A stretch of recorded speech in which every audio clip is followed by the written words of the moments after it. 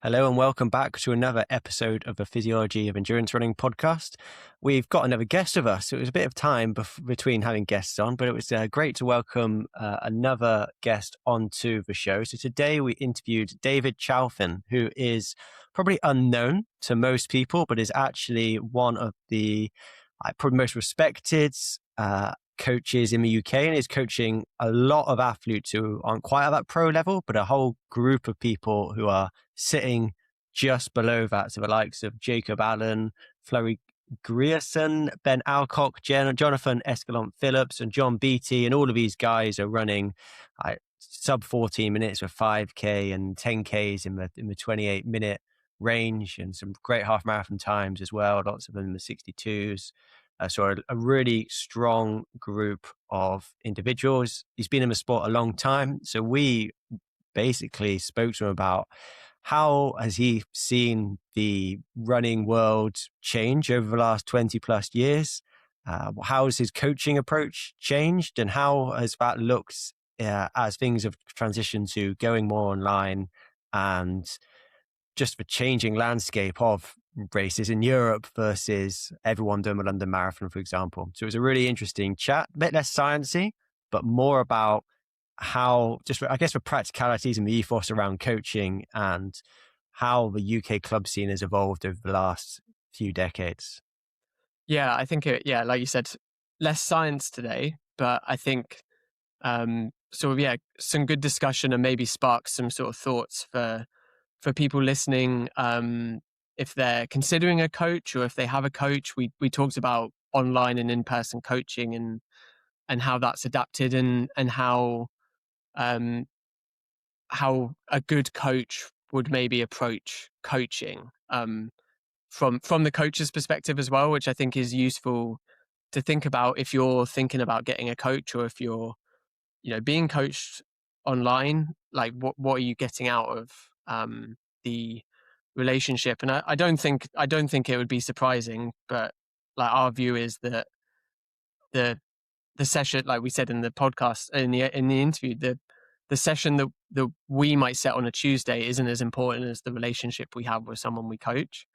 Like you just want to enjoy, like from someone that coaches. I like coaching people I like talking to.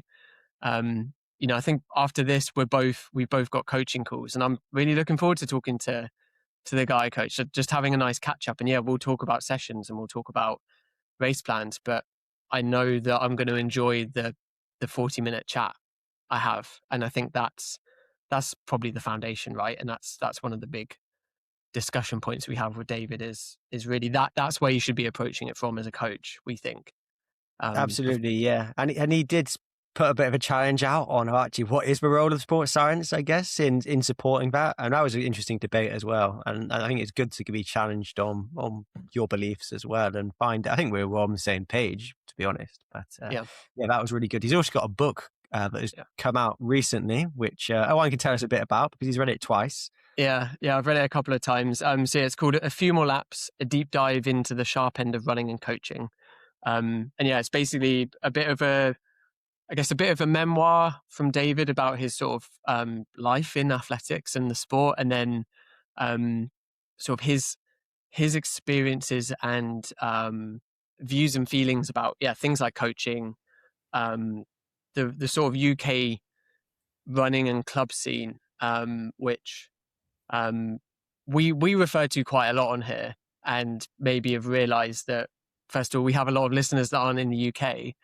But even as David points out, in the UK, the amount of people that are actually in an affiliated club compared to taking part in, London Marathon's obviously the headline, but as we mentioned, Bath half marathons just happened. The amount of people that are actually affiliated to a club and taking part is actually tiny. So then the amount of people that have an idea of what 12-stage road relays in Sutton Park is relatively small, but it's actually it's an amazing system.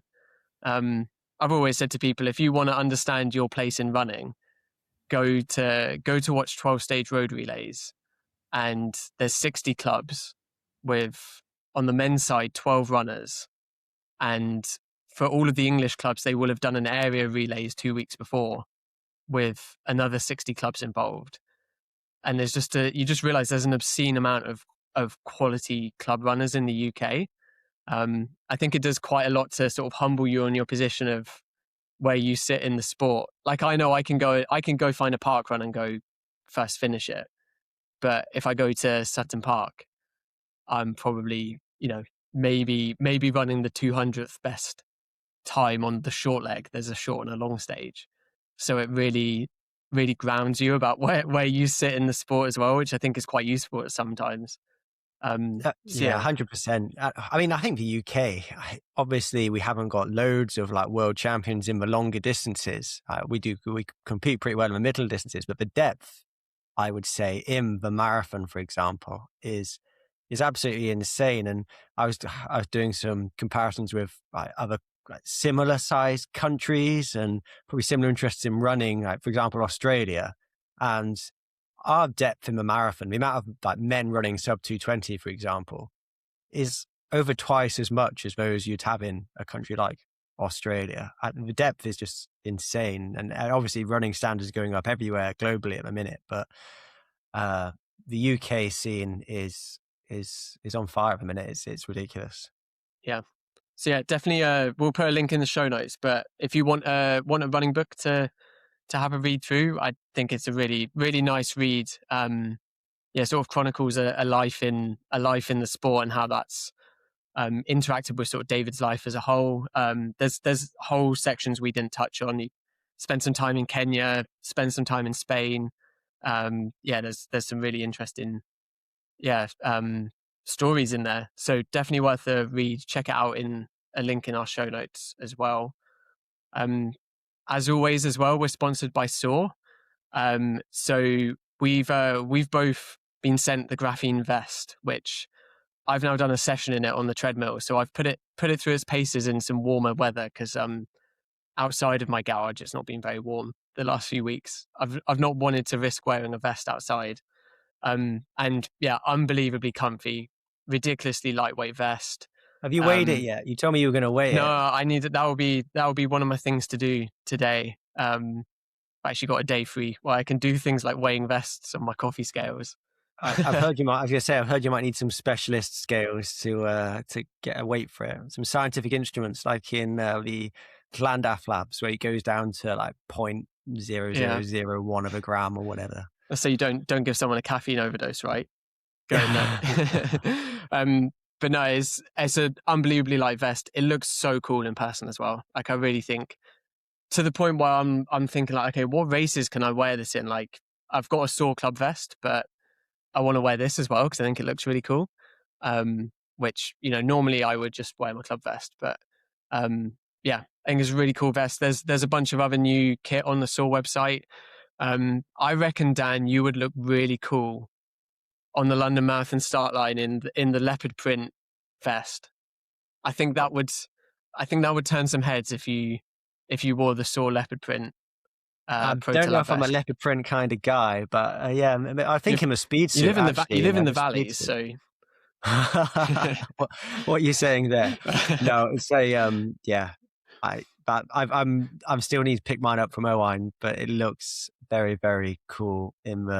You featured on your Strava, didn't you? Was you a video of you wearing it? On my Strava, I thought I was running really fast on my 10% gradient treadmill. It's one of those ones where you've got your own perspective through your own eyes, and I was like, I'm moving really well here.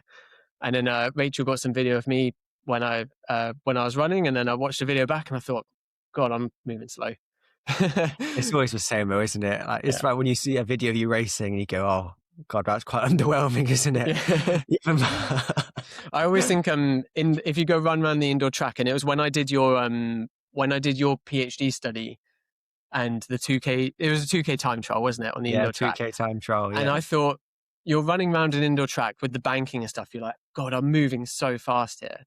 And then you got some video and it's just slowly creeping around the track in the distance. I was like, this is so different from how it felt like in the moment. Like you're going eyeballs out really, really fast. I think running does just look slow, doesn't it? Even the top guys don't look like they're going out fast. But you try and keep up with them and you realize actually that's a hell of a speed.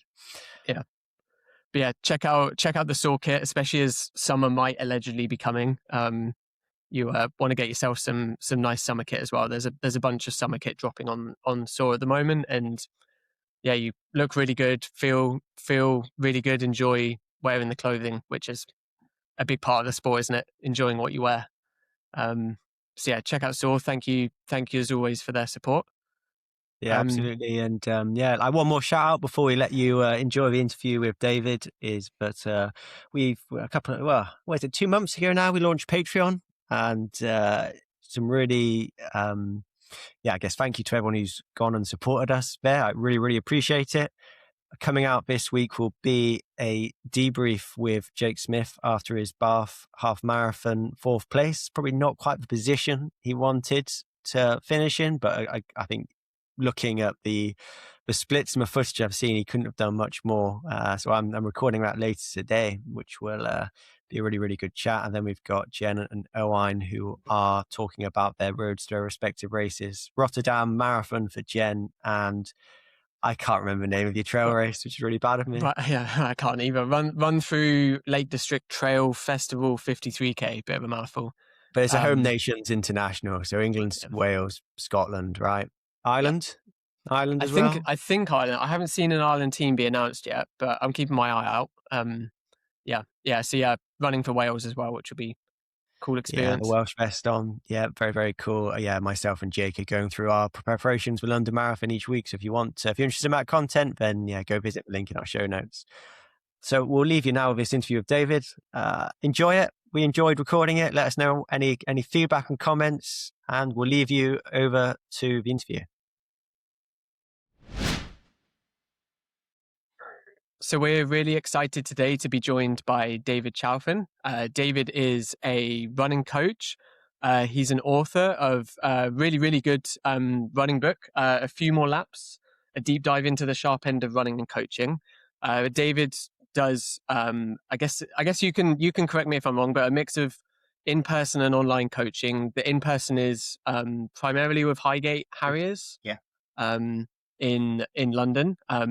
But yeah, thanks for joining us, David. And yeah, you're able to, I don't want to say correct me, but maybe your like elevator pitch, if I use an Americanism, of your involvement in the sport. Yeah. Okay. Well, firstly, thanks for having me on, and thanks for setting us up. Kind of brief summary. I don't know how many lifts of an elevator it might take, but I've been in sport for almost 50 years now. So I started as an early teenager. And I was a fan. I was a fan really young. I was watching like Munich Olympics, 1972, Montreal Olympics, as a young kid, and there was something about the endurance sector of the track and field that got me involved, and I started going to athletics. I actually started running about 13, 14. Joined Shaftesbury, that was my local club then. Had some fantastic runners and some great people. Stayed with Shaftesbury for 10 years, then joined kind of new breed running club called Muswell Hill Runners that was also in North London. Ran with them for 10 years or so, 15 years. Stopped running speech marks properly just before I hit 40, late 30s, mainly through injury. The sport was kind of ingrained in my identity and lifestyle to a large degree. So I knew that if I couldn't run, I needed to do something that was closely involved with the sport. And so coaching was a fairly simple and straightforward choice. And I was ambitious in coaching as I was in running. So fairly kind of full on about it. 2009, I joined Serpentine, and the club got on a very good roll on the endurance side. Men's athletes in particular had some great years there. 2020 to 21, COVID obviously kind of overarched everything, and then one way or another, I thought I could do something different, better. Moved on to Highgate, where obviously a very well established club. I knew it, fairly well because again, it was very local to me. And so I've been with Highgate for nearly 5 years now, and it does very well. So that's kind of a very potted summary of 40, 47, 49 years, something like that. And I guess across those years, we sort of talked just beforehand, some basically seismic changes, probably, too many to count seismic changes in terms of the landscape of the sport. I thought, I've read through your book a couple of times now. And so the bit that stuck out to me, and I think maybe the best place to start if we're talking about coaching, is the section where you talk about your coaching philosophy.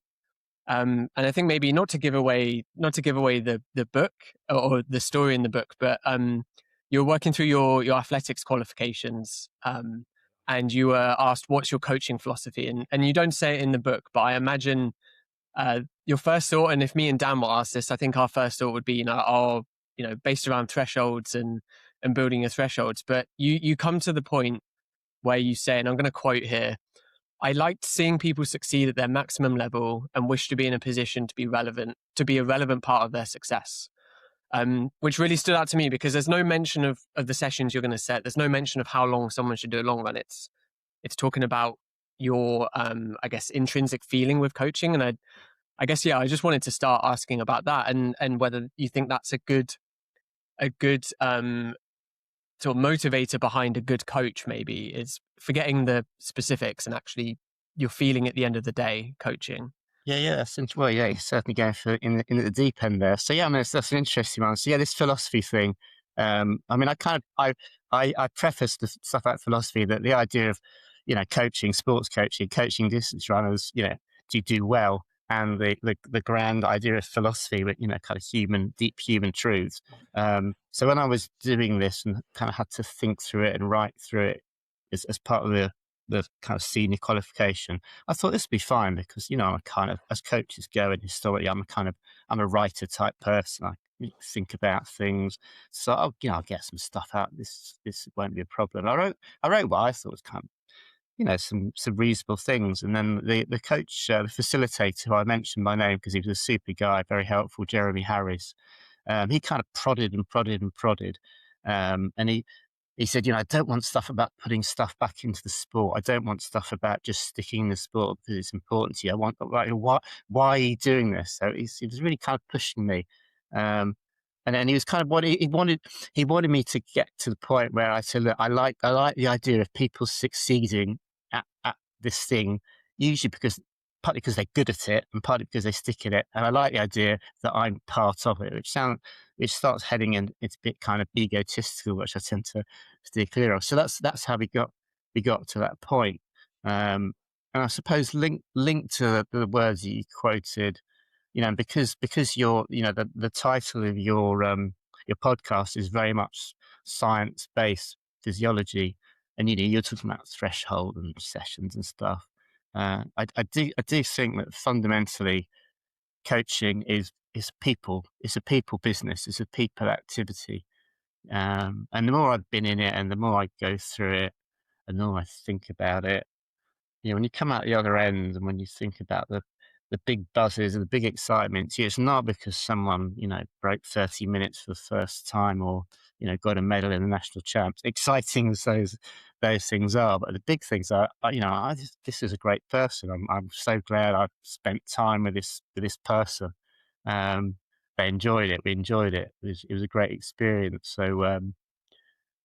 So yes, I do think the reason why I do it is because the great people in the sport, which sounds a bit cheesy, but it is ultimately true. I don't have a goal that I want to coach someone to get under 28 minutes or break 2:10 for the marathon. Great if it happens. No, I'll sing about it from the rooftops if when it happens. But it could not happen, and that wouldn't affect kind of how fulfilled I am from the coaching. Yeah, I think that's a really good point. I mean, I think in general, runners just seem to be nice people. Out of a population, obviously stereotyping a bit, but runners, they can't have too much of an ego because the more you put in, the more you get out. Everyone knows there's always someone a bit better than you up the chain. And so I think that's got a big part of it. But in terms of the satisfaction I get from coaching, like you said, David, it's not necessarily the people running the very top end of the sport. It's the growth, and the people are just thankful that you can help them and make actually a big change to not just their running PBs, but actually just more of an outlook on life in general a bit. Yeah, absolutely. I mean, when I catch up with the people I coach, in person, on the phone, on Zoom, whatever, certainly if they've got a bit of spare time, I like to digress particularly with the most experienced guys that I'm coaching. They've been running in some cases kind of 15 years. They've been big mileage, high level, thoughtful people.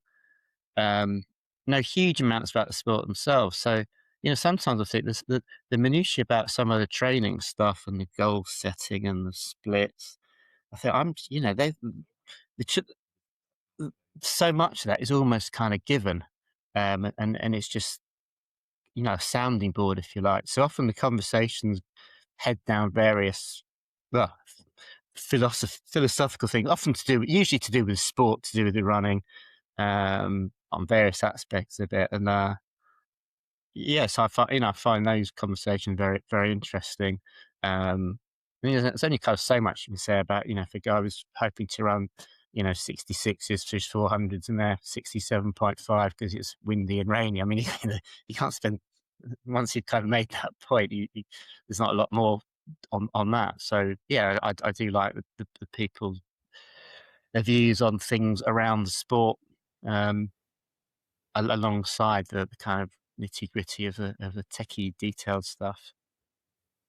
Yeah, and it definitely it reflected with me. Just yeah, like you say, it's nice when an athlete runs a PB, but it's nice when you've gone to know them to the point where you understand what that means to them, and you see the part of their life that influences, and yeah, being able to, like you say, just be a part of that is a really nice feeling. Not just the result on the day, but the 3 to 6 to 12 months before that as well. I think hopefully that's as fulfilling to a coach, and I think that's probably what you should be looking for if anyone's listening to this that wants a coach. It's not necessarily what session they're going to set you on a Tuesday, but how they're going to communicate with you the other 6 days of the week, and what you get from that relationship, I think, is going to drive success more than having the key sessions to make you run faster. Yeah, absolutely. I mean, when I talk, particularly the quickest people I coach and have coached. I mean, just to make it clear, the quickest people I've coached, I've always started coaching with them, and they're already at a pretty high level. So it's not like I've taken some kind of raw novice or a yet much younger person, maybe not even a full adult, and kind of taking them through year by year by year. However long I do end up coaching people. So with these, these are people that are good. They're good. They're committed. They're at a good level. So when we start out, two of the kind of headline things I ask are, what are you trying to achieve in the sport in the long term, which might be 4 years, 6 years, 10 years, depending on their age. And when I say that, I don't mean, I want you to give me a time for a half marathon or a 5K, although they will do that. I would say, where do you want to end up? What do you think would be the most fulfilling thing that you'd get from the sport? And of course, that will include performance, but it will also include other things around just, minutes and seconds. And then I'll also ask, well, what do you want? What are you expecting? What do you want from a coach and coaching? Because they do know a lot about things already. Often they've had at least another coach at some point in their career. For more than one coach as life moves on.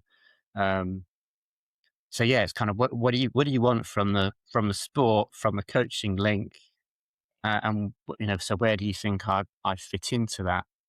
And to me, that's totally a people interpersonal thing. That's nothing to do with stats and Garmin's and apps.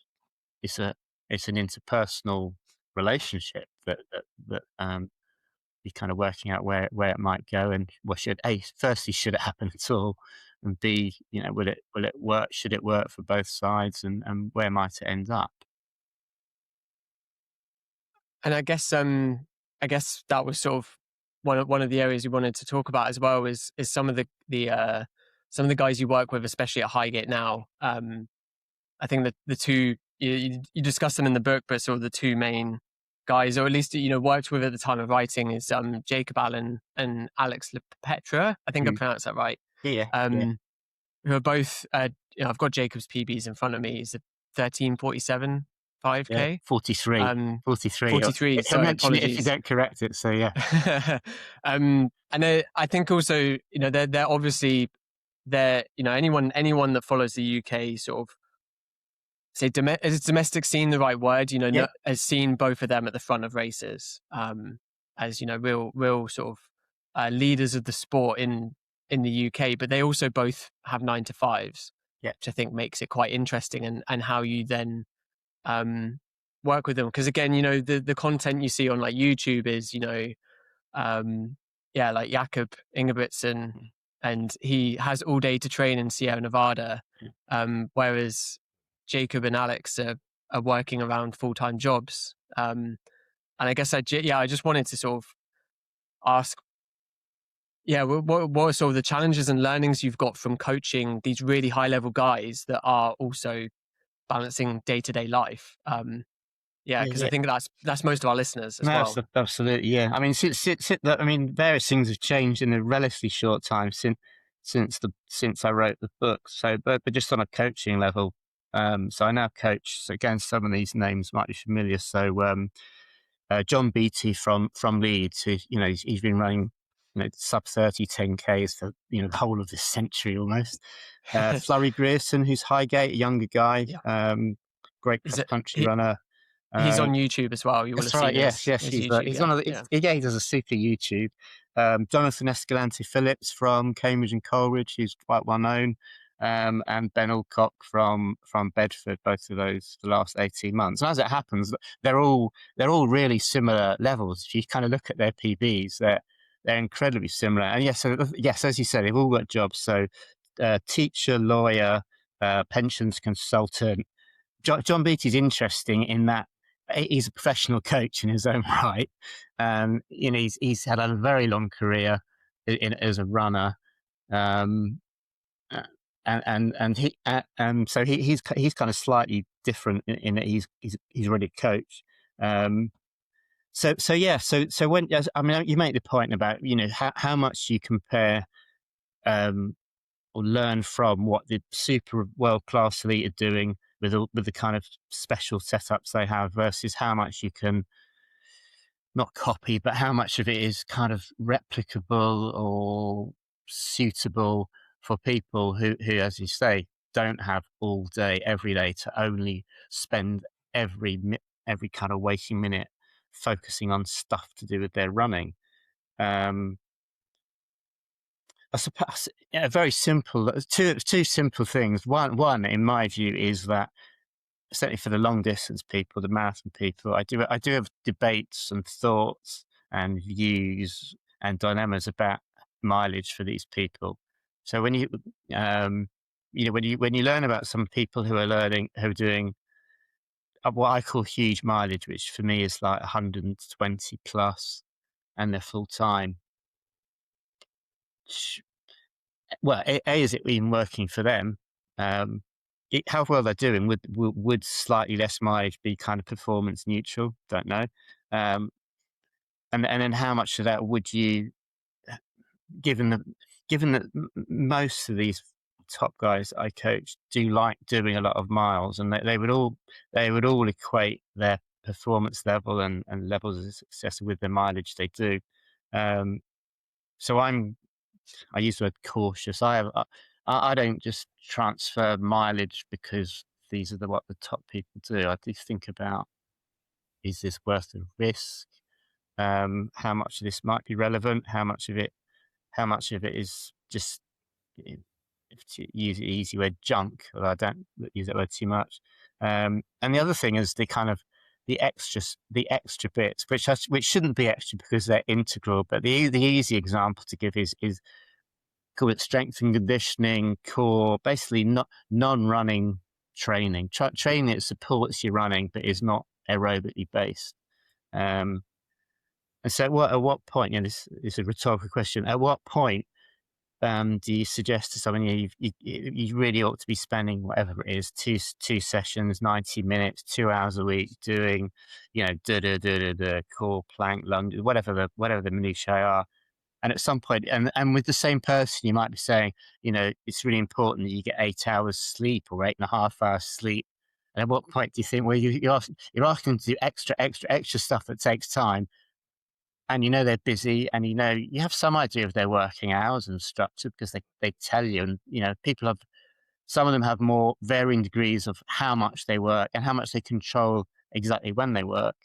So you kind of, the runner, your advice, whatever, you're juggling things, and they can't all do everything perfectly all of the time.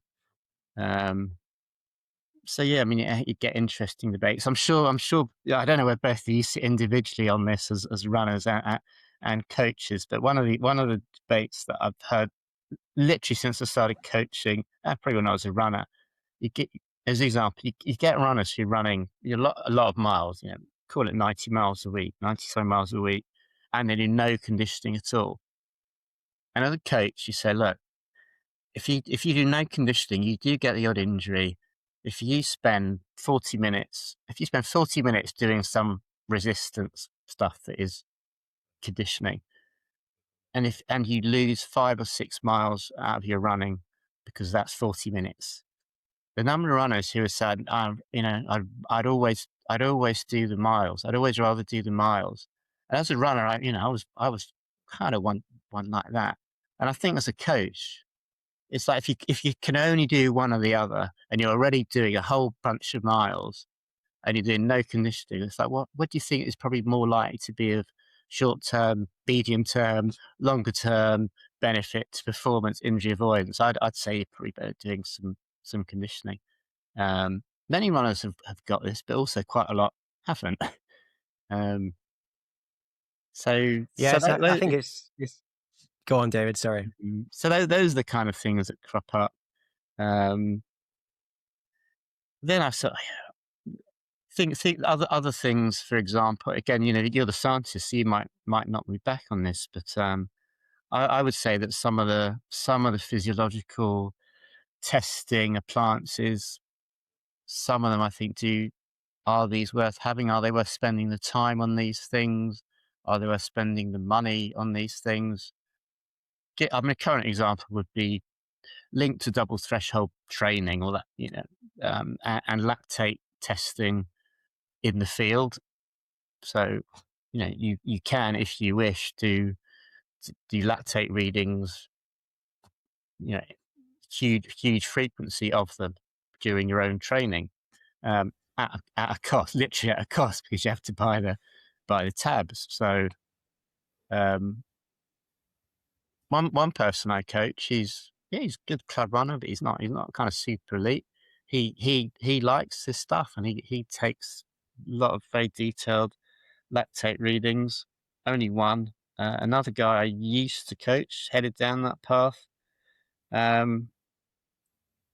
Do I think this will help them perform if they already know if they've already got a certain level of performance and training responses and heart rates and all the stuff that Garmin does without actually obviously Garmin can't tell you your lactate is 2.7 or 1.9 or whatever. So certain things I think can you live without these? Will this extra teeny little margin, is it worth literally investing in? Is it worth investing in the money, and then is it worth drilling down to the minutiae of the data when it's probably just going to tell you what you already know? Yeah, I think there's probably, especially we've mentioned YouTube, like there's plenty of examples of people doing things like we'll just talk about the lactate testing and doing it wrong. No. I think me and Dan are both happy to say there's definitely big YouTubers doing it wrong, or at least not doing it optimally and not applying it in a worthwhile way. Mm-hmm. But I would also say that chances are, if you just gave them a heart rate based on lab testing, they'd probably ignore that as well. I don't think it's an issue with necessarily the lactate readings. It's just them as an athlete, they're always going to push, and they're always probably going to be doing their sessions a bit too hard. And it doesn't matter whether they got a lactate reading or heart rate. There will always be a justification for why it said what it said and why they decided to make a decision. That's just the lactate stuff, I think. Like you say, you probably, chances are, if you don't need, I could take lactate readings, but I can go by my heart rate as well. So I don't need to add the cost. I don't need to add £10 a session to take lactates. Yeah. So it's whether you need it or not, I guess. And I think to add to that, Owain, I completely agree. People either just don't know how to interpret the data or collect it properly. But even because I've got a reputation of being evidence-based, science-based, and we get a lot of athletes, or I get a lot of athletes, Owain, who will approach me and they want all the numbers and all the data, and actually they just overcomplicate things, and they're trying to be quite, justifiably, they want to be the best athlete they can, but they're trying to use data that is probably the final 0.5%, and they're actually missing the 70% stuff, which is what's really going to make the difference. Yeah, absolutely. I mean, certainly with newer running, Dan, I'm guessing you coach many people who are kind of newer to the sport and, are at a different level of performance from both of you, different levels of experience.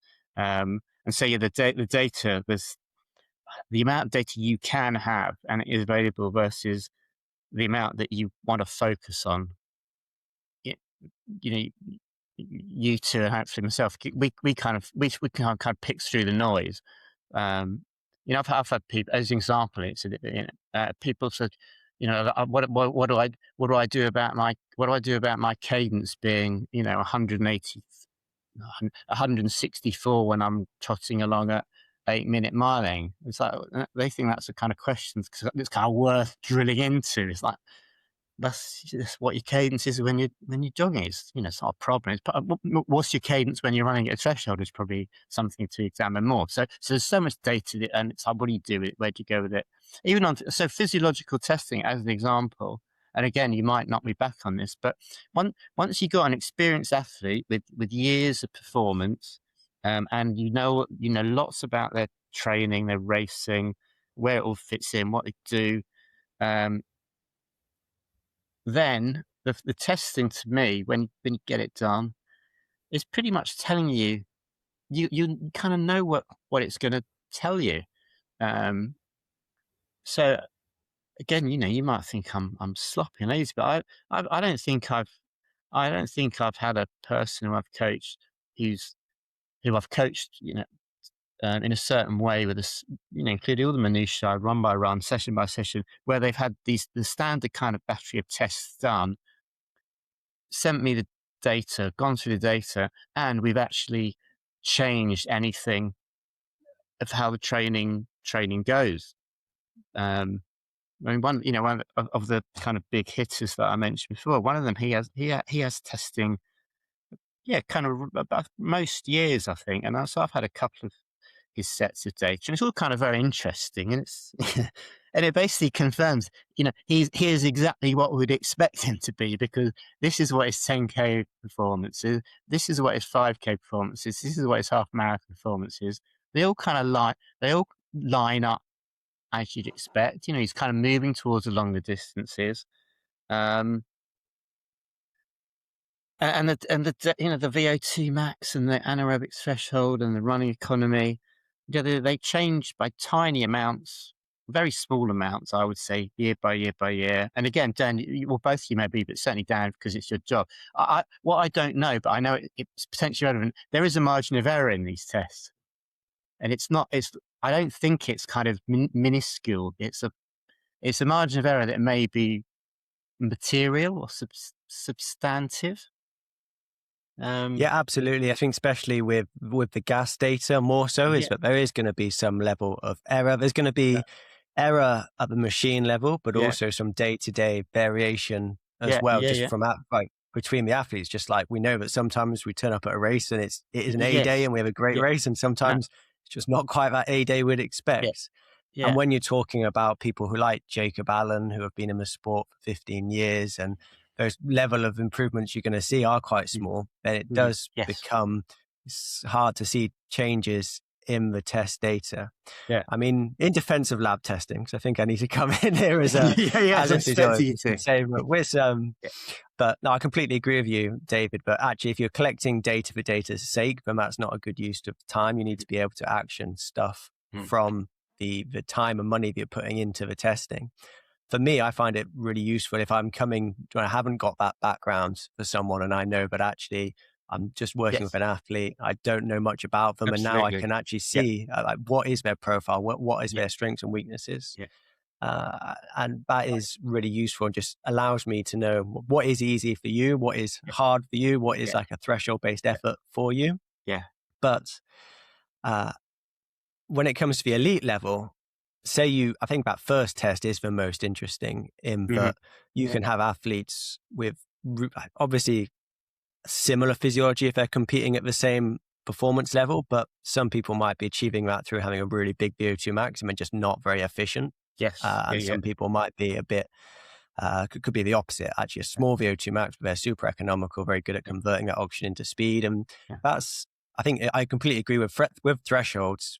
That's the stuff you can guess at and be very accurate. You can know where that's going to sit. What's your 10-mile race pace? Go for that. Yeah, it's that sort of intensity. If you've got someone who's been in the sport for a long time, they'll even tell you, this is a transition from feeling like hard but comfortable but sustainable to now this is really getting pretty hard. I can feel my legs locking up and etc. So I think it is definitely one part of the picture. But actually, with the athletes that I start working with, my first go-to is prescribing based upon time and effort. So this is a 7 out of 10 effort. This is for your threshold session. Right now we want it more like a 10K effort, which is an 8 or a 9 out of 10.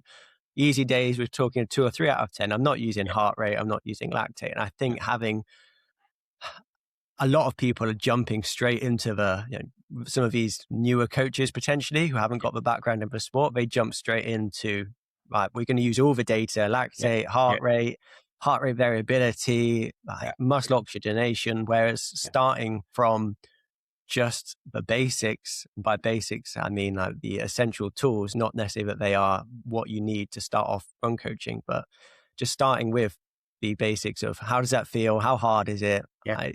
What are the split times? Starting from that and then adding in more data is the way to go about, instead of starting with the data and then trying to work from there. Yeah, I mean, just an anecdote on this kind of aspect, and I refer to the session in the book. So Sebastian Coe did a coaching workshop with a bunch of England, UK coaches through the governing body, and it was advanced stuff, and he was super honest and open, and either he volunteered or someone asked him about physiological testing in his own career. And of course, in case people aren't aware, he was a double Olympic champion, and he was famously coached by his father, Peter Coe, who had a background as a kind of precision engineer. And Coe was always very clear that his dad's scientific training made him super focused on science that could help him. Coe was based in Loughborough a lot of the time, so he had access and connections and finance to do everything that was possibly available to help him run. And he mentioned about testing, and basically, summarize, he had maybe over his whole career, it's like a handful of tests done from when he was maybe 18 to the end of his career. And they were done relatively randomly. It wasn't particularly periodized or target. It was kind of as of when he was kind of around, and it was someone was there to do it, and it was useful. But he didn't. He in all his preparation, all the things that informed how he became a great middle distance runner he was, he doesn't see them as particularly integral to as Dan and Liz. All the other stuff that he had, he just mentioned in passing. He said, "Oh, my VO2 max was nothing special. It was about 70 odd." and then he kind of he moved on. So, in a scenario where you'd think that everything about it would be piling into any bit of data as often as they possibly could. They had it as kind of not backstop, but as a part of a bigger picture. Yeah, well, I think that it's not, a lot of the time, you definitely don't need to be a sports scientist to be a good coach, but having that like logical approach to training, being systematic with it, not necessarily going, right, we're using this research paper to drive a decision from this for this particular session design, but going, right, this is it's not just a scattergun approach of throwing loads of stuff at people. It's being having a thought through approach and going, right, this is the load that you're under at the minute. We're going to how are you coping with that? Can we add more? Do we need to add less? And just taking that more engineering approach to the problem with the, whilst also having that social important element as well, rather than going, we need to be spending hours reading through research papers necessarily. Yeah. I mean, yes, you kind of allude to it. It's you have to a certain level, you have to get to grips with the science, to know what, how things work and why you do what you do. I don't come from a science background particularly, but I was aware from the very beginning that I had to get into it, and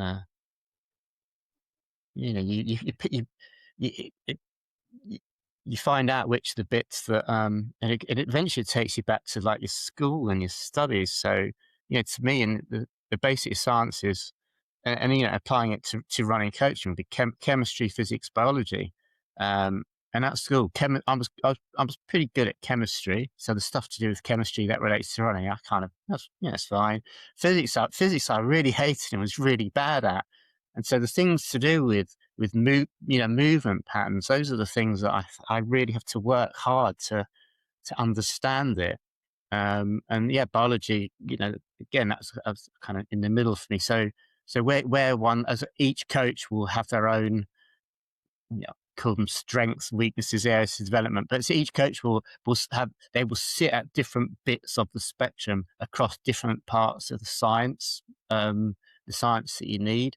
Maths, I think, I remember, I'll mention it because he's a hugely influential coach, Alan Story, one of the legends. And I remember having a phone conversation with him, and he was the first person who ever said in the coaching context, he said mental maths is so important. He said so many people don't get how important mental arithmetic is if you're trying to coach well and efficiently and across a range of levels and react fairly quickly to information coming in. And he was the first person who'd ever pointed out that to me. I thought, the numbers is huge. And when you see coaches, he might be great at physics, he might be scientists, but if they're not pretty sharp with numbers, I'm not saying it limits them as a coach, but it means that anything to do with numbers, they have to spend longer working out quite what's happening. I'm sure you see it in your own life. You see it in the media when you're watching a race and you see a commentator who may, many of the commentators, most of them probably have been ex-athletes. And sometimes, splits are coming on, certainly nowadays when you're watching on the screen, there's numbers all over the place. And some of them you think, you're just not getting the numbers as quickly as I can, and it's probably be helpful to understand quite what is happening in this race or to this person. Yeah, it's like when you watch darts and you see how quickly. Yes, that's an example. Very specialised maths, isn't it? So darts, they know this kind of 163 to finish on a double. We think they're freaky and extraordinary, and they think we're freaks, and we can work out mile splits for a 2:11 or a 2:17. We just wrap it off because we can, and because probably we need to work efficiently with the people we're coaching. It's even the changing between minutes per mile and minutes per kilometre. That's And I think as a coach, I do think crikey, you should be able to do both now.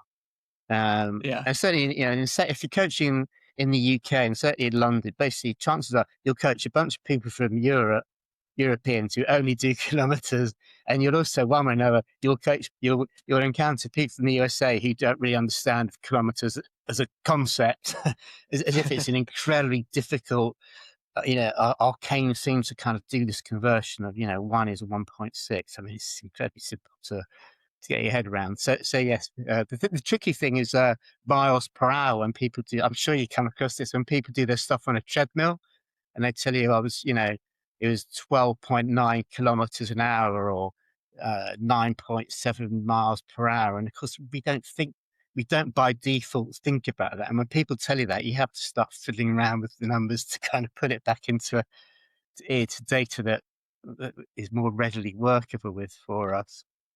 That was Dan a couple of weeks ago talking to Jake Smith, wasn't it? When Jake started telling you his treadmill was in miles an hour, and your mind was a bit blown. Oh yeah, I mean, I'm good at the kilometers an hour, minute miles, minute Ks conversion because I've spent so many hours on a treadmill telling people what speed they're running at. But as soon as you put minute miles into the mix, I've no idea. 12 mile an hour is 5 minute miling, obviously, but other than that, and change the pace. So if someone's going, you say do these at 520 per mile, then 505. If it's coming from it the other way around, it's quite hard to get what difference if you're going from 10.5 miles an hour to 10.8 miles an hour, how big a jump is that? So it's a lot of numbers. Anyway, talking about the maths, I think that's obviously a lot more important if you're coaching in person, right? If you have someone on the track in front of you, doing a session, and you're able to understand the pace they're doing and how far off maybe the goal pace they are. I just sort of wanted to ask about I guess the differences in online coaching and in-person coaching that you've experienced, and maybe as a whole, just sort of the rise of like online coaching, how it's sort of how you've seen it develop as. I think it's fair to say you were there essentially at the start of online coaching, really. You mentioned in the book writing a letter to a coach, which I thought was, and getting a letter back, which I thought was, I was just thinking, me and Dan sat here on a Monday, like writing letters back to the athletes we coach. That would be something. Yeah. So I mean, even since most of the book was written through kind of 2024, and even since then, the coaching, the online. I mean, the online and the YouTube and aspects of coaching have moved on again. So when I was, for a long time, the idea of anyone coaching, well, for money at all, I mean, it was kind of unheard of. There were a tiny number of coaches, mainly kind of federation employees, consultancy roles, but it just didn't really happen in distance running. And obviously the internet changed everything hugely. And when I started online I started coaching, and after about 4 or 5 years, I just thought, I saw that other people were doing it, and I had time and I liked it. So I thought, the worst that will happen is I'll spend some time setting up a website and nobody will ever come to me, and I'll have spent a bit of time doing that. And that didn't happen. More. I mean, paying for running coaching is changed vastly for numerous reasons, which are, a lot of that is outside the sport. It's, societal things and people paying for leisure, and also the huge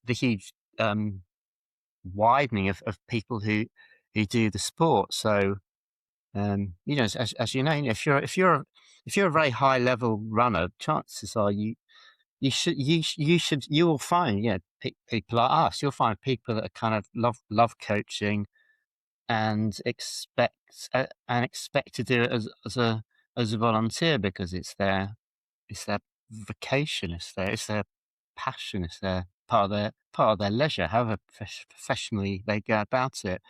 But there's other people, if you're someone trying to rate 3:15 for a marathon, and you want to be coached well, nowadays, realistically, you probably find, if you want to be well coached, who's going to be, which credible, experienced, quality assured volunteer will guide you to it. I mean, you might find these people, but people are more willing to pay for sports coaching and running coaching because they expect it. It's a service industry. And kind of, I suppose, linked to this, I mean, I would say that coaching, paid for coaching, is quite lightly regulated. So people can, again, this kind of reflects the wider world in many ways. People can make up stuff. People can make up their own CVs. They can make up their own credentials. And people can work out that if you wish to, you can. Again, it depends on what kind of line of work you've been doing prior, and how well rewarded it is, and how much you like it. But people have worked out that you can coach online, and you can get some sort of income from it, generally with a huge amount of flexibility in how, when you do your work. I mean, I will stress that most of my coaching is a mixture. So pretty much everybody I coach, where basically is mainly online, I do try and meet them in person to start with and spend quite a lot of time with them. So I call it an induction meeting. So that's like an hour and a half of face-to-face stuff. And if it has to be on Zoom because of geography, then so be it. But it's not like it's just people's names just pop up on a screen.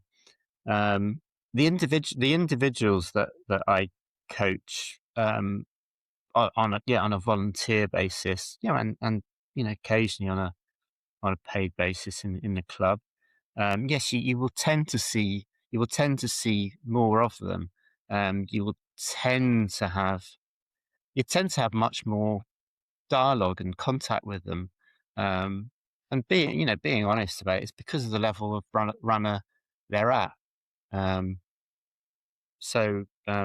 Yeah, I mean, there's people I communicate with, I don't know, 3-4 times a week.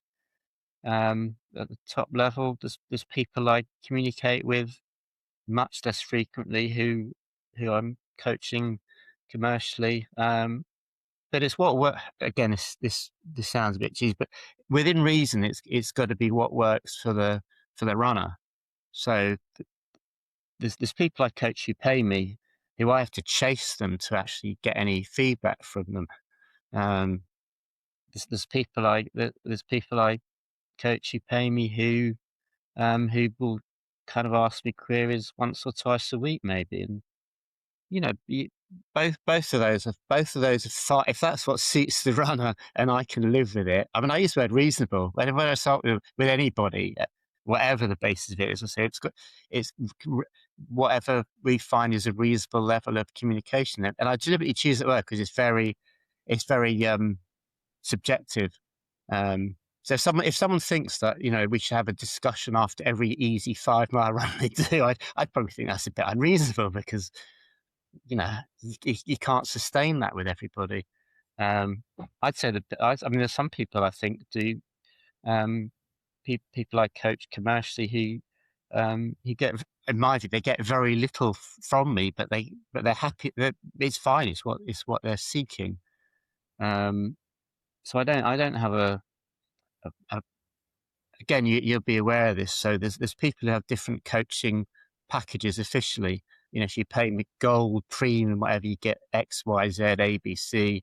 And if you pay half that, you get A and X and a bit of Y. And from the very outset, I thought, I don't like that, because if you say you'll coach someone, you do it as well as you can, and you'll do all you can to give them what they're seeking. And from the outset that will be going back to, it's about dealing with people, and people are strange and diverse, and you find out what they're like as you go along. So yeah, and you know that you'll get a mix. So the people who one way or another kind of take up the biggest chunks of my time, you know, that they're kind of there's fewer of them, because it's a spectrum. That's the word, the spectrum of everybody you coach.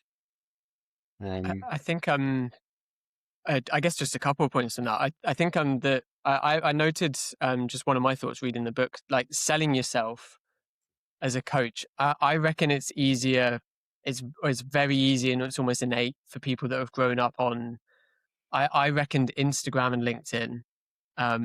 If you've grown up with LinkedIn, I think it's fairly like normal. The idea of writing a post talking about everything you've achieved in that week or that month, or and I know, I don't know if it was the same for you. I guess, yeah, I don't know if it was the same for you, Dan, but I remember like doing my master's and hearing that like the undergrad course were being told like utilize LinkedIn and talk about your achievements. And I thought that's it. That just seems really like odd to me. I don't like just being taught that on a university course about sports science. Just didn't really feel like there was an overlap in those worlds. But that's the world we're in now, right? That you do have to promote and curate your the image that you present to people to a degree. If you choose to, yeah. I mean, it's interesting you raise this. So, yeah, I'm not a I'm just not a salesperson. But kind of, you know, technically, I'm not a salesperson. And just as the sort of character I am, and that, you know, when I think, you know, going back to sort of people you meet, the people that I rate most highly, who I've known in the sport, they're humble people. And I like the sort of athlete who, you know, you talk to them quite a lot about stuff, and eventually, you know, it's like pulling teeth. You know, you find out that they ran in the Olympics because they, you know, that they don't like, they can't bear to be seen to be boasting or showing off. So when, you know, the people that I know best and rate most highly, they just can't bear to show off. And so when you say you have to kind of promote yourself, well, if your aim is to coach as many people as you can, or to get as many people as possible to know who you are, and to one way or another channel money to you, then yeah, that's probably how you go about it. And if you don't do that, you have a different kind of existence. You have a different set of values, and you get rewarded in different ways, I guess. So yeah, there's certain ways and things, how people go about things that I just can't bring myself to do. And at my age and stage, I won't do it. You know, I'm certainly not alone in this. I know, you know, you'll know many of the many of the kind of most successful coaches in Britain. They're a lot of very modest, humble people. It's a very cliche thing. They try and let the results speak for themselves. You know. I think so at primary school we had a coach come around. He was employed by the like local area or the local council to go around all the primary schools and teach cross country. And I didn't mind. I quite liked cross country. I wasn't very good at it, but I quite liked it. But you know, everyone else basically hated him because he made them run around the field. And then you know, obviously knew his name, but then getting back into the sport. So in my late teens, you know, early 20s, and looked him up. And so our primary school coach was Julian Grota, who's fifth on the UK 10,000 meter list, and won national cross in you know, probably one of the sort of all-time well-known national cross wins. And even my dad worked at the school and had some understanding of running. You know, enjoyed the, you know, Cram and Ovet sort of era of UK athletics. Didn't really know you know, what Julian's background was. I don't think anyone knew how good this guy was as an athlete. He just turned up and basically made the kids run around in a field that they didn't really like. And that's, you know, the ultimate example. He didn't tell anyone how good he was. Just showed up. Yeah. Well, yeah, old school. I mean, yeah, you know, the world changed and how people sell themselves. I mean, there's a section in the book about many people won't know him. A guy called Jonathan Solly, who was Commonwealth Games 10,000 meter champion in 1986. He was a tremendous runner, and I found him very interesting. Uh, well, charismatic in his own way, kind of guy, and just talk to him. He lived basically. He goes through life, and one way or another, very few people get to know what a great runner he was. And those are the kind of people that I prefer to sort of liaise with in the sport, whether it's other coaches, athletes, officials. Well, I think on the selling yourself point, it's something I hate as well. I hate talking about. This is me. This is why you should coach me because of X, Y, and Z. I sort of think that's a bit of a red flag when you see about on social media or whatever, someone selling themselves all the time, because there's a limit to how many people you can coach and do it well. Yeah. And if you're having to tout for business, then probably means that people don't necessarily want to be coached by you. So we don't advertise our coaching. It comes up organically and we talk about it on a podcast, but we've got a waiting list, and we don't need to go sell ourselves, which is nice. I think you're right, David. If you think you're doing something well and you're good at something, you don't need to sell yourself, because you're not trying to sell 100, 150, 200 coaching slots. Yeah, absolutely. Yeah. I mean, one thing that's changed again, it's linked to the commercial side of it. And, I'm making generalized points here, but I do see that there's people,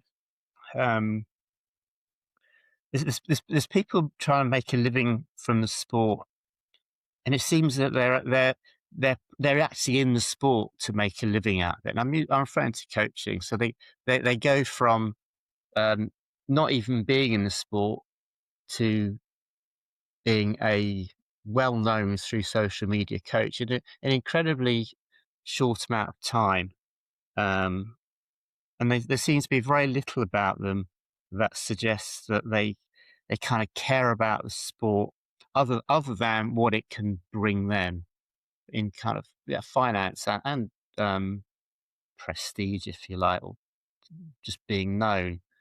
They're kind of they're in very quickly, and I suspect that if and when they can't make the kind of rewards from it that they aspire to, that they'll quickly leave it.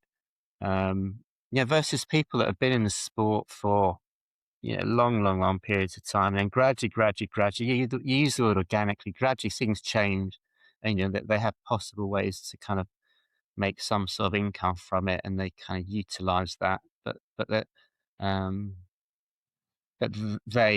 we'll stay in the sport kind of forever, because it's what we do, it's what we care about passionately.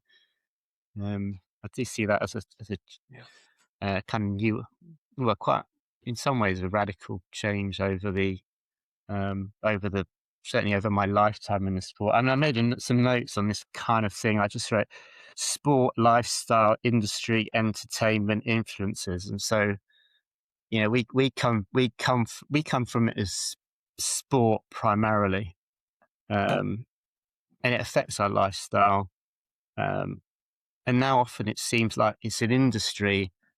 I'm using distance running here. It's an industry, and it happens that the speech marks product of the industry is people running long way, and it's kind of flipped round. It's using a business that happens to use distance running rather than distance running that evolves into having a kind of commercial aspect to it. I sound hugely naive here on the commercial side, I know.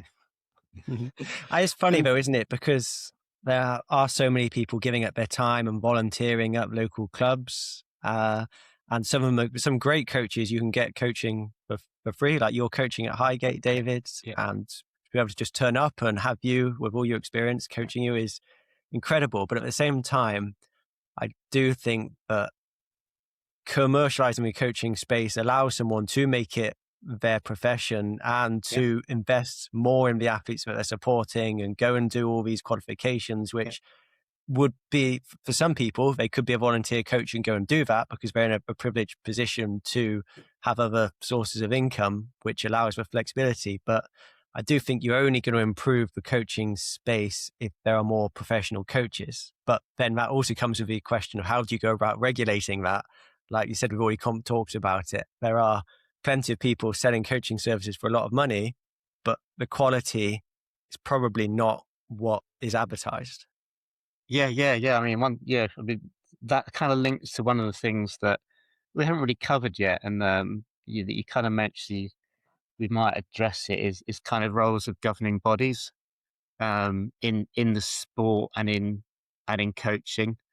Again, that's evolved a lot, and I suppose one of the things it seems that, again, this is to do with the huge changes in the nature of, well, use distance running. The amount of distance runners now across the whole spectrum of it who have any kind of engagement with the governing body, whether it's England Athletics primarily, home country federations. There's just so little that people need a governing. Many people in the sport, what they need a governing body for. And this isn't a criticism of a governing body, but it's and so we see there's a kind of dilemma is not quite the word, but there's hundreds of thousands of people who officially would be practicing the sport of running, which officially falls within track and field athletics officially. 99% of these people they'd never see themselves as athletes. They don't call themselves athletes. They don't follow athletics. It's obvious from talking to them. They don't follow athletics. They don't even follow the high end of distance running, the bit of the sport they're in. And yet governing bodies who are, they're organisations that are seeking funding. They're seeking to kind of justify their role, justify their jobs, justify their purpose. So they see these hundreds of thousands of runners as, as in a way part of their sport, and they want to kind of do something that serves them. And in many cases they don't. I'm not quite sure what they add, and many runners, the evidence is that most runners don't affiliate to governing bodies. They pay the unaffiliated fee, as on their 2 races a year, whatever it is. I'm not here to criticise governing bodies, but I find it an interesting world where the number of people doing the sport by the standard measurements that we use versus how the governing body serves them doesn't match up ideally. My view, I suppose, is that governing bodies in all sports, but you use athletics. There's things that they are either the only or the best placed agency to deliver, and I would say that's the big competitions, and coaching structure and qualifications and accreditations and officialdom as well. The whole adult recreational side of it, it just seems that there's so many other things going on, and so many other mainly commercial organisations or non-profits that do so much that is much closer to the kind of ongoing needs and benefits of the vast majority of all people who do running. Yeah, I wanted to talk a bit about the club scene and the UK sort of running scene. And yeah, just on that, I definitely as a runner, like it doesn't feel that the event space is particularly, I don't want to say well thought out, because it's not, it's not like centrally planned by UK athletics. They don't decide, okay, these races are happening in South Wales at this point. Like, that's not happening. It's organic, and if there's a gap in the market, someone can come fill it. But there just seems to be a bit of a mess, to be honest, as a runner, looking at what races I want to do, and whether that's through my club doing cross country and the relay sort of system that's very, pretty unique in the UK. Australia has a bit of it, but it's a pretty unique and an amazing thing. And then the sort of road racing scene as well. There's, and the same as the coaching space, there's a lot of money coming in, isn't the right word. There's a lot of, like you said, business-driven decisions happening about races, I think, and it leaves the experience as a runner sometimes not particularly good. I think, as an example, like last autumn, I needed to run a half marathon to move up a pen in Valencia. And just looking at the half marathon options that were actually licensed so that Valencia would actually accept my time was just a frustrating experience. And that licensing not only comes with an element of, the race appearing on my power of 10, which, is obviously that's important. We'll joke about it, but it is important to me that it appears on there. But there's, insurance factors. There's the fact that I know that race will more likely than not be the correct distance, which is an important thing. If I'm paying to run 13.1 miles, I would like to actually have run that far. So there's those sides of it, and the insurance is really big, I think, as well, and I think that gets missed. And this is popping up in the trail scene as well, with lots of new players or big players coming into the trail scene that aren't necessarily making decisions that are the best for the runner. Like, money is the driving factor. And I don't know. I guess that's just a lot of thoughts of mine. But it's just at times a frustrating experience. Then there's the cross country setup, which I don't think has changed with the times. I don't think. There's different. I don't know if you have any racing. thoughts. There's different agendas. I mean, you kind of hinted it on the commercial side of it. Although it's not only that, but it's different. So the traditionalists would, which is included. That includes the national champs, and so in the endurance side, you can look at it. If you filter out of quite a few things, which we'll go on to, you can look at the calendar and think, in some ways, it is reasonably well structured in terms of cross country champs, track champs, and to a degree, road champs and road relay champs. If you take out everything else that isn't that, you can see that it's largely coherent, and the dates and things kind of make sense. But many races, which are huge in kind of participation terms, but also have a very strong sharp end, they don't particularly adhere to those kind of priorities, which I think is kind of what you're hinting at there. As an example, this is absolutely no criticism of any runners, or certainly not of the Bath Half Marathon itself. So yesterday was Bath Half Marathon, which was the UK trials for the World Half Marathon Champs later in this year, and I think it was the UK champs within the half marathon. I think the trials and the champs is, I think it was. So it's UK half marathon champ. So in an ideal, in a kind of simplistic, idealized way, it's the UK half marathon champs. Therefore, all the best people who want to compete in the national half marathon champs, surely it's going to be a goal for them. It's going to be a target, because that's what national champs are about. And in fact, if you look at the results, the top 3 or 4 who are possibly the guys who got an eye out for being selected for the World Half Marathon Champs, they were there, and they ran pretty fast, not fast enough to qualify on that race itself. And then once you get down to kind of 20th, 30th, 50th, it was just another strong road half marathon in the middle of March that had a bunch of good club runners.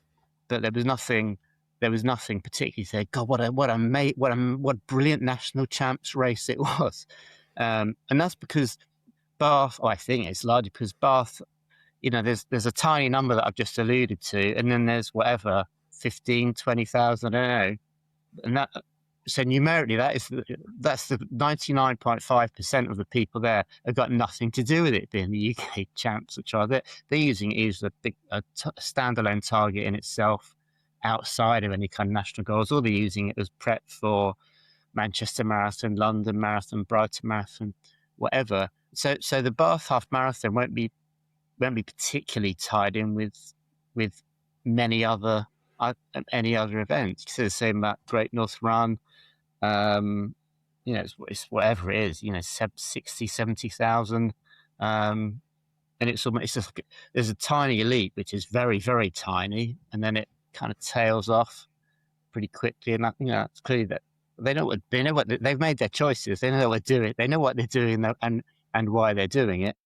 So I take your point that sometimes you want to find a race in a particular time frame, and it can be kind of a bit deceptively hard to get into. Another thing that's kind of grown is actually getting into races before they're full up.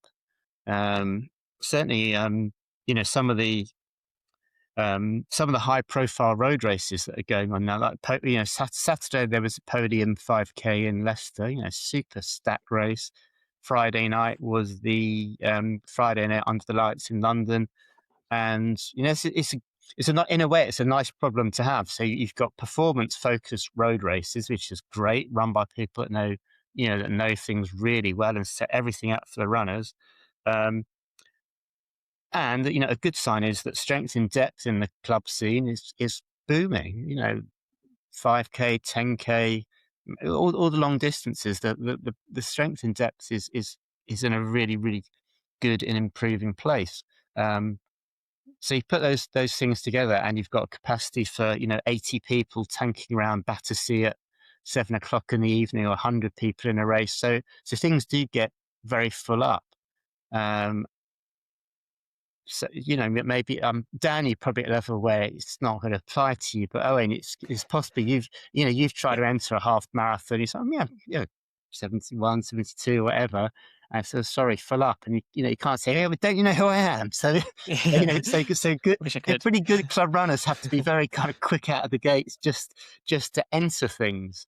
I think that's some of the experience that I've had myself or seen is like you say, you have to plan a year in advance your race calendar, but then that doesn't necessarily fit into the traditional, especially over the winter and into the spring, cross country and relays. The Welsh National Cross Championships, which is a different day now to the English National Champs, was announced very, very late. It was in the magnitude of weeks before rather than months before, and it was on the same weekend as probably the biggest road race apart from Cardiff Half in South Wales, I'd say, in Listwerry. I think you'd agree, right, Dan? That's Listwerry 8 miles sells out in about 10 minutes. It's immensely popular. Idea why, but I think because it's an off distance and you get a long sleeve t-shirt for running PB it. guaranteed, 8 mile PB guaranteed. Yeah, exactly. But so it was on the same weekend, and it's I guess a part of it is actually getting the venue for a cross country event, which is really hard now. But it was just quite late, and people have made their plans because the Listwerry entry opened in October. So if you've entered that, you're obviously gonna, that takes away a huge amount of the runners. And I think it's less of a problem in Wales, but in England, where you have multiple rounds of 6 and 12 stage relays. Whereas a club, I can't believe that English clubs are able to put out 12 people at Southern relays, and then 2 weeks later, potentially, if they qualify, sends 12 more people up to Sutton Park for national road relays, which for anyone that doesn't know is a 12-person relay in your club, and it's a mix of a long and a short leg, and it's an amazing event. It's so good, but it seems to not have kept pace maybe with how people actually go about entering races. And especially it falls close to London Marathon as well. So, if you're training for London and you get asked, can you come and run a relay leg at Southerns or Northerns? And then, we've qualified. Can you come back 2 weeks later and do another leg in the middle of the country? Yeah. It's quite a hard sell sometimes. Yeah, absolutely. I mean, as you use examples, again, this is where, we're kind of, as coaches and club people, we're kind of, trying to keep both things on the go. So, I mean, I coach people, and I say that if you can do the 12 stages without compromising your London Marathon prep. Usually, it sometimes depends exactly on which Saturdays and Sundays they fall. But I think if you know what as I say, these things coming months beforehand, so you can fit them in, you fit training around them, and you get a good prep for the marathon with a couple of relay legs. Well, the one thing that came to mind when we were talking about like the old and the new agendas, and it, will affect many people. So the same weekend this year was the cross country league, so the Surrey League, the Met League, about the 14th of Jan, and it's the Valencia 10K. Now, the Met League, when it sets its dates, it does not check when the Valencia 10K is, and I suspect when the Valencia 10K sets its date, it doesn't check UK Regional Cross Country League. But because everybody now piles into Valencia, which is like, it's like the epitome of new star road race, isn't it? It's overseas. It's got big media coverage. The city loves its running of Valencia. And it's got a massive cachet, and people run amazing time. So, of course, if a runner is a 10K type runner and they want to do well and they want to get great experience and run fast, of course they're desperate to go to Valencia. And then it means that their teams in the traditional, high priority within the club scene, the cross country leagues, are decimated because half the scorers are in Spain. And of course, as a coach, you say, as a coach, I say to athletes, it's your sport. If you be aware that if you go to Valencia, your team manager for cross country might not be delighted with you that particular weekend, and the club will take a hit. And they know, and you're, by going to Valencia, that your club is going to take a hit. That's a kind of extreme example of old club versus new club. Yeah, I guess one other sort of thought I had for you was about these overseas races. And I was, when I was running this morning, I was doing the the very easy numbers in my head. But between Dan, Jen, and I, from Valencia last December to Valencia this coming year, between all of us, if we do all of the races we have planned and have done, there'll be 8 marathons between us, and only one of them will be on UK soil. The rest of them, we're all traveling abroad. Yeah. And again, I think this is maybe a change in especially the UK sort of scene, is maybe a generalization, but in the 80s and maybe 90s, there was more just domestic races. Actually, I did make me laugh in your book. You mentioned Slough Marathon. Oh, yes. I'm originally from Bracknell, so I'm aware of Slough and what Slough represents.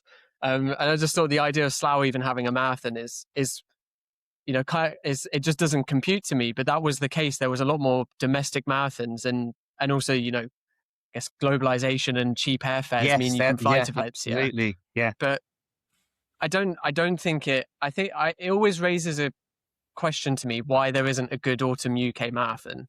The decision is always. I would say is York. I think I haven't been to them, but I believe York and Chester and Abingdon are up. If you're trying to run 2:10 or 2:15, yes, of course they're not going to work. But for 99% of runners, they're good options.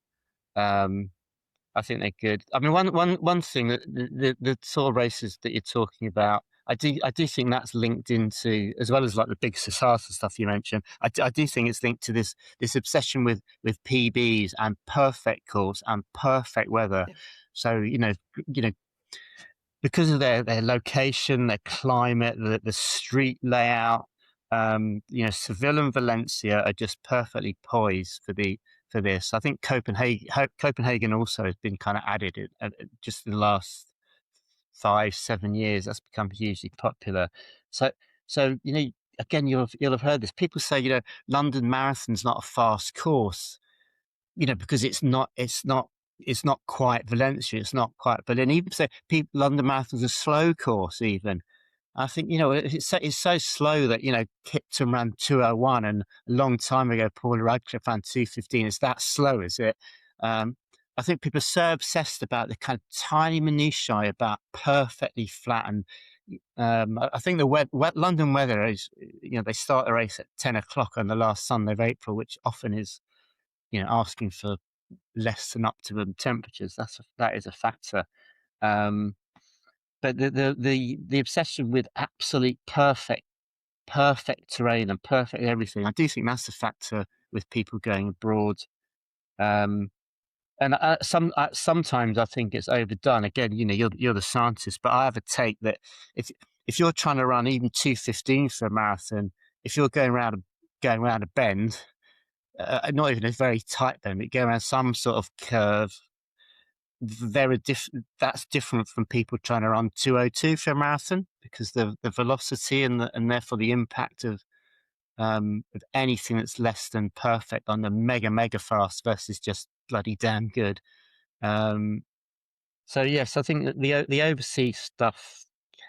Yeah, I think some people go overseas when for what they're trying to achieve, they could just dip into any. Manchester seems to be as fast can be. Again, it's not a world class marathon in terms of the front end and sponsorship, but you can run really well at Manchester. It seems to get better weather than London slightly in terms of lower temperatures. So on one hand, it's kind of exciting. You think, you look down the depth of these big Spanish races. It's extraordinary the positions people get versus the times they're running. It's kind of otherworldly. But it does mean there's a bit of a trade-off. Without much going back quite a long time, people used to say in Britain, the best British runners, they never race each other like they used to. Now they do, but it's in Spain or Denmark. Yeah, it is funny, isn't it? I mean, obviously I can see the appeal of going to Spain. Like, you knew more. My PBs have been set there, but I've also PB'd in Manchester around 2:15 in Manchester. Yeah. That was a big breakthrough for me at the time. But and you've put a lot of work into a block. You want to just guarantee you are going to get these good conditions and nice weather and all that. But I do wonder if in some ways, there's too many options to race in the UK, and that you could race a half marathon most weekends of the year, and actually that just diverges field and splits fields up. Yes. But yeah, on your last point there, I ran 2:11 at Seville, and I was 30th, which is absolutely insane. I think I went around 2:12.59 at Valencia last year. I was 55th.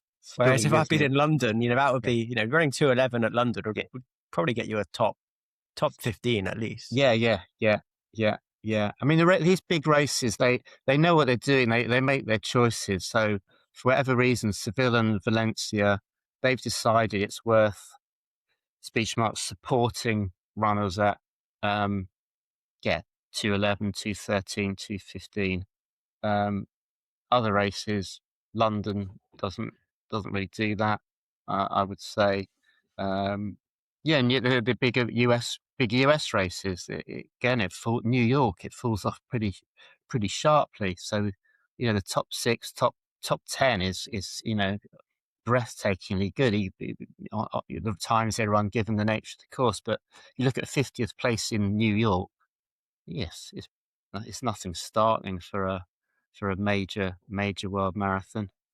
So I do think there's it's like what's the philosophy of these very, very big marathons? Is it that they want to have everything focused on 3 or 5 or top runners, or do they want to have a buzz of, isn't it amazing this person ran these sort of times, they only got 50th. You have to the thing is, I think these days races can do what they like because they sell out instantly anyway. So London Marathon doesn't really matter. So it's part. So at some point, I think, I don't want to be, get controversial and slag off, huge situations, but at some point they work out what they're going to do with people that are going to, people like your kind of level, plus or minus 2 or 3 minutes either side of your PB. You can go somewhere and have it guaranteed that there's piles of guys around you, or you can be in another race that's also pretty famous, and you could be on your own for 10 miles.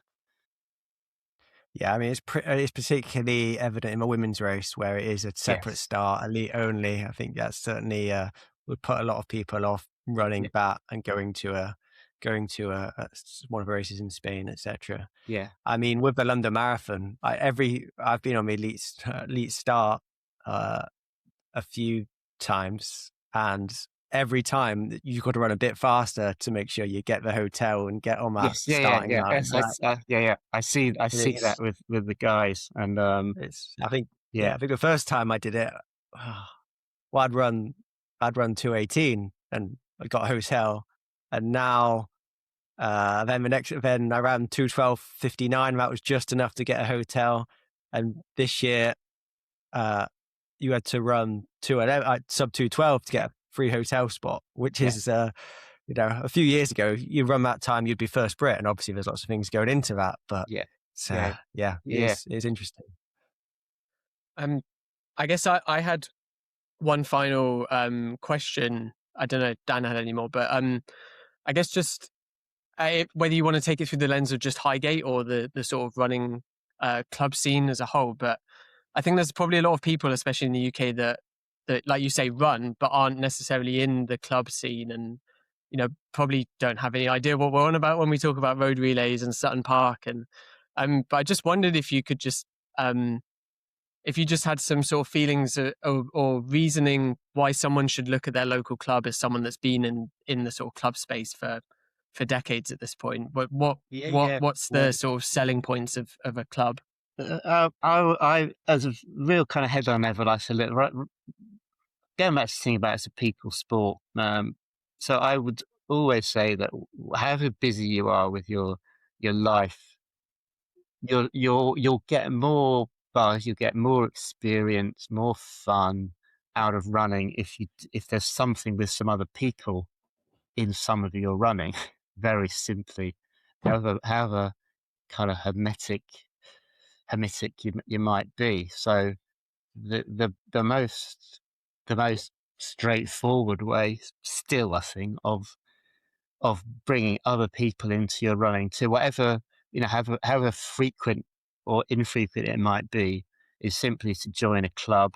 I think many people, maybe still, particularly maybe the kind of middle-aged people, not people as young as themselves, perhaps, I wouldn't know so much, but they probably still have an idea of club sports are like club team sports. So basically, if you join a club, you're expected to go twice a week, 3 times a week. You're expected to do this and this and this as a default, because that's how team sports tend to work.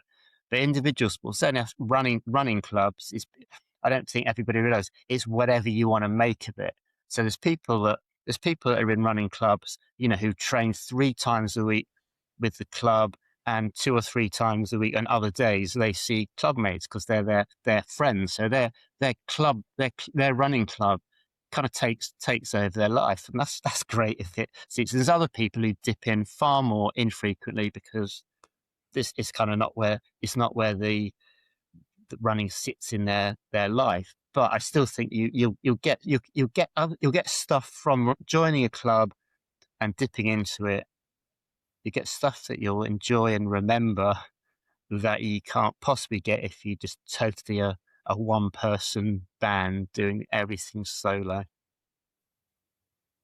Yeah, I think that's definitely how I felt when I joined a club. Even like jumping on a bus to a cross country, and during a cross country race, it sucks, and you wonder, what am I doing here? Like, why am I trying to fight my way through a bog and fighting for like 80th position? But then the camaraderie, that's the word.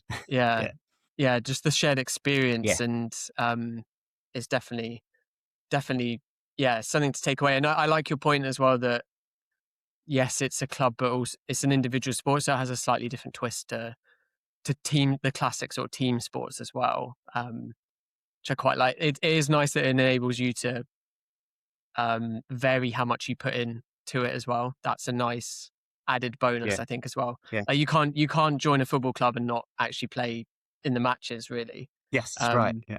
Whereas a running club, yeah, you could just turn up for cross country. That could be all you do with your club, or you could just turn up for relays. So yeah, that's a nice element of it, isn't it? Yeah, you meet, I mean, you straight away you've got shared interests. So you by definition, you can't possibly join a running club and go to it and say I didn't have anything in common with anybody. You can't. That couldn't possibly happen. Yeah, as I said at the start, I think runners tend to be pretty friendly people. So if you're not part of a club already, go and look up your local club. I can't get to Ponty Rodents as much as I'd like to, just because of childcare and doesn't fit into my life. But it's great being able to go and run a road relays, or if I compete as part of a team and go to a race and you've got club mates there. It's special. I think that was it for me. But yeah, anything else, Dan? Or no, I was really it was great to talk to you, David, and get a flavour of what you've been up to for the last couple of decades, and also just getting your take on the club scene and online coaching. And there's some really really good insights there. So thank you for coming on. Well, thanks very much.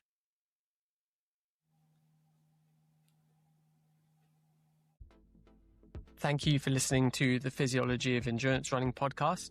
The podcast is proudly sponsored by SAW. SAW are the producers of the world's best running apparel, designed to fit the needs of the runner that put in time and effort into the sport. Check out their link in the show notes below. If you're interested, we have additional content available on our Patreon. Link is also in the show notes.